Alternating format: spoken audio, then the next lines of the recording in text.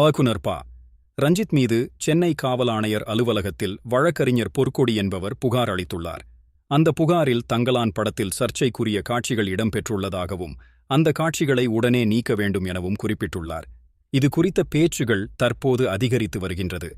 இது குறித்து விரிவாக பார்க்கலாம். இயக்குனர் பா. ரஞ்சித் இயக்கத்தில் கடந்த ஆகஸ்ட் 15ஆம் தேதி ரிலீஸான படம் தங்கலான். இந்த படத்தில் விக்ரம், பார்வதி, மாளவிகா மோகனன், பசுபதி, ஹரி, அர்ஜுன் உள்ளிட்டோர் நடித்துள்ளனர். இந்த படத்திற்கு ஜி.வி. பிரகாஷ் குமார் இசை அமைத்துள்ளார். பெரும் எதிர்பார்ப்புக்கு மத்தியில் ரிலீஸான இந்த படம் தமிழ் மற்றும் தெலுங்கில் உலகம் முழுவதும் ரிலீஸானது. வரும் ஆகஸ்ட் 30ஆம் தேதி முதல் இந்தியிலும் படம் ரிலீஸாக உள்ளது. படம் குறித்த விமர்சனங்களில் மிகவும் முக்கியமானது படம் பேசும் அரசியல்தான். நாகர்கள், பௌத்தம், பூர்வகுடி மக்கள் என கோலார் தங்க வயலை கதைக்களமாகக் கொண்டும் மாய யதார்த்த திரைக்கதையைக் கொண்டும் படத்தினை இயக்கியுள்ளார் பா. ரஞ்சித்.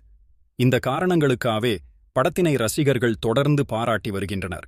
குறிப்பாக விக்ரம் போன்ற உலகம் போற்றும் நடிகரை மிகச்சரியாக பயன்படுத்தி அவருக்கும் மாபெரும் வெற்றியை ஈட்டித் தந்தது மட்டுமில்லாமல் தான் கூற வந்த கருத்தையும் தெளிவாக கூறியுள்ளார்.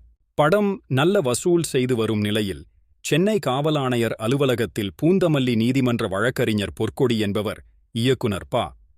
ரஞ்சித் மீது புகார் அளித்துள்ளார்.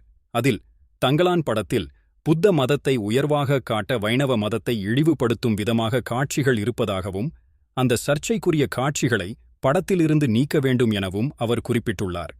மேலும் அந்த காட்சிகளை நீக்கவில்லை என்றால் நீதிமன்றத்திற்குச் சென்று படத்திற்கு தடை விதிக்க கோரி வழக்கு தொடுப்பேன் எனவும் குறிப்பிட்டுள்ளார்.